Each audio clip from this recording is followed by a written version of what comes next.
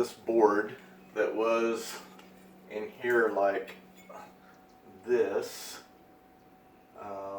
This is the old board that we think has a problem. I don't really know, but from what I was told to do, I went ahead and pulled it out and replaced it.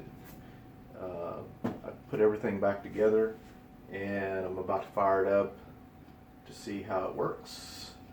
So I don't have the inputs and outputs for the electrical 120 volts from grid power, and I don't have the output for the 120 and 240 volt going out connected either. So it's just connected to the batteries. Right now the batteries are at 54 volts, 53.8 volts, and it's ready to go. So I'm going to go ahead and power it on.